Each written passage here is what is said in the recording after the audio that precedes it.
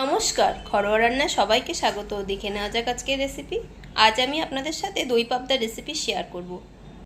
দই পাবদা বানানোর জন্য আমি এখানে নিয়েছি কালো সর্ষে, সাদা সর্ষে, আর তাতে দিয়ে দিয়েছি 4টে মতন কাঁচা লঙ্কা। পরিমাণ মতন জল দিয়ে একটি মিহি পেস্ট তৈরি করে নেব। পাবদা মাছগুলোকে আমি ধুয়ে পরিষ্কার করে নুন হলুদ মাখিয়ে নিয়েছি। কড়াইতে দিয়ে দিয়েছি পরিমাণ মতন সর্ষের তেল। তেল গরম হয়ে গেছে, এবার পাবদা মাছগুলোকে ছেড়ে দেবো। পাবদা মাছগুলোকে আমি ভেজে নিয়েছি। এবার দিয়ে দেবো পেস্ট করে রাখা সেই সর্ষে আর সর্ষের বাটি ধোয়া জল। দিয়ে দেবো পরিমাণ মতো নুন, দেবো লঙ্কার গুঁড়ো,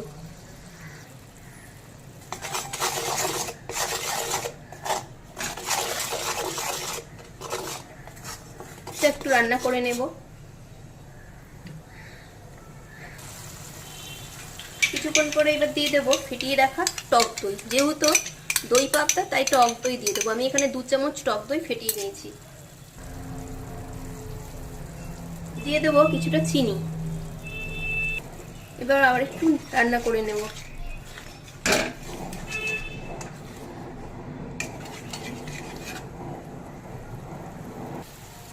এবার দিয়ে দেবো বেশ কিছুটা জল। আবার একটু নেড়ে নিলাম।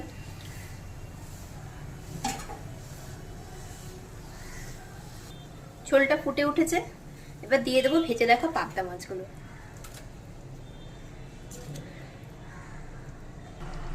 মাছগুলোকে একটু এই গ্রেভির মধ্যে ডুবিয়ে দিলাম।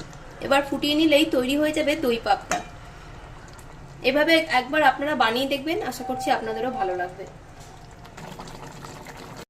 আমি মাছগুলোকে প্লেটে সার্ভ করে নিয়েছি। রেসিপি দেখে ভালো লাগলে লাইক ও কমেন্ট করে অবশ্যই জানাবেন। সবাই ভালো থাকবেন। আজ এই পর্যন্ত। খুব শীঘ্রই দেখা হবে নতুন কোনো ভিডিওতে।